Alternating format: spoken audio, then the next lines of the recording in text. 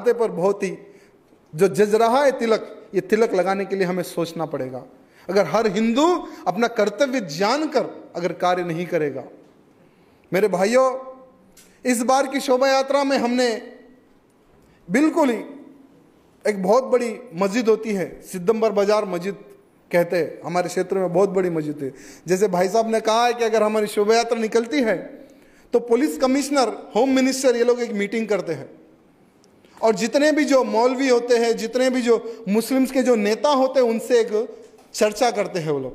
और उनको ये कहा जाता है कि रामनवमी के अवसर पर राजा सिंह शोभा यात्रा निकालता है, पता है आपको, उस दिन एक भी मुसलमान टोपी पहन के बाहर नहीं निकलना है। ऐसा गवर्नमेंट मीटिंग करके बोलती है। मेरे भाइयों, सरकार मीटिंग लेकर उन मौलवियों को, उन मुसलमानों को यह कहती है कि एक भी मुसलमान उस दिन टोपी पहन के बाहर न निकले, अगर निकला तो उसका जिम्मेदार वो खुद।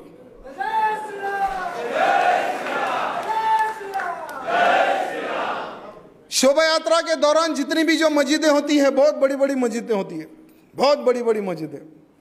कभी कभी जैसे 2 साल पहले शुक्रवार के दिन रामनवमी थी, नमाज पढ़ना बंद कर दिए, मस्जिदें खाली हो गई।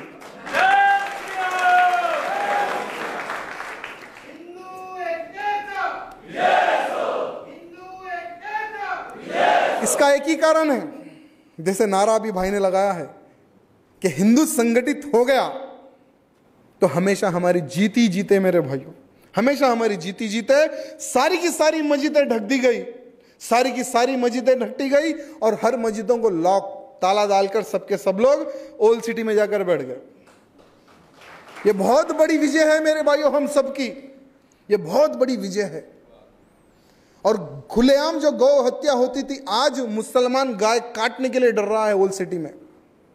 7 एमएलए, 1 एमपी और 50 नगर निगम पार्षद उनके, फिर भी उनके मन में एक भय का वातावरण पैदा हुआ है। और वो पैदा सिर्फ एक ही कारण से हुआ है कि वहां का हिंदू नौजवान आज शिवाजी महाराज जैसा खड़े हो चुका है।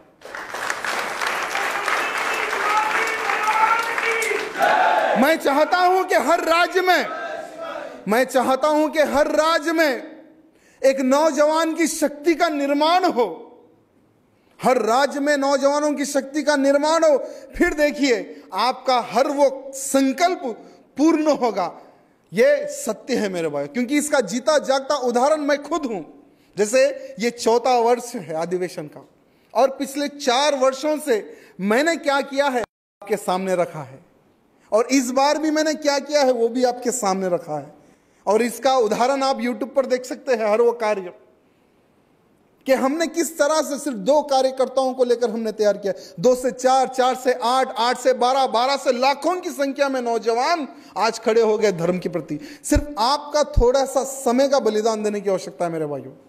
थोड़ा सा समय, हर बस्ती बस्ती चले जाओ, हर घर घर चले जाओ, नौजवानों को धर्म के प्रति जागरूक करो, एक संगठन का निर्माण करो, फिर एक कोई ना कोई आयोजन लेकर एक शोभा यात्रा निकालो, एक सभाएं करो, अच्छे अच्छे वक्ताओं को बुलाओ। फिर देखिए नौजवानों में धर्म के प्रति किस तरह से भावना जागती है, किस तरह से हमारा संगठन बढ़ता है। जैसे इस बार हमने मन से एक छोटा सा एक डायलॉग मारा था कि इस देश का हर बच्चा सिया राम कहेगा, इस देश का हर बच्चा सिया राम कहेगा, इस देवभूमि पर नहीं इस्लाम रहेगा।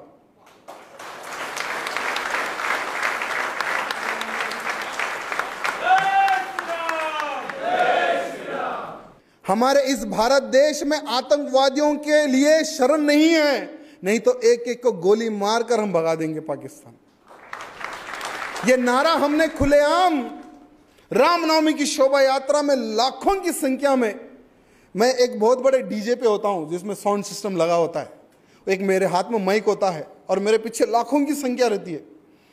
उस डीजे पे ठहर ने खुलेआम ये डायलॉग मारा था और सारे के सारे पुलिस डिपार्टमेंट के लोग मुझे हाथ बता रहे थे कि भैया चुप बैठो चुप बैठो। मैं बोला जो करना है कर लो, क्या करेंगे, एक छोटा सा केस लगाएंगे। एवरी रामनवमी पर मेरे भाइयों 5 से 10 केसेस मेरे ऊपर बुक होते हैं, एवरी रामनवमी के लिए। हर रामनवमी पे केस, हर रामनवमी पे केस। क्या होगा, आधा टाइम मेरा ऑफिस में जाता है तो आधा टाइम मेरा कोर्ट पे जाता है।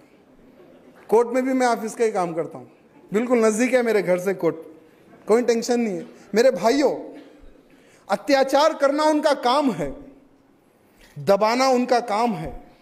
अगर हम धर्म के प्रति अगर कुछ करना चाहते हैं तो डरो मत।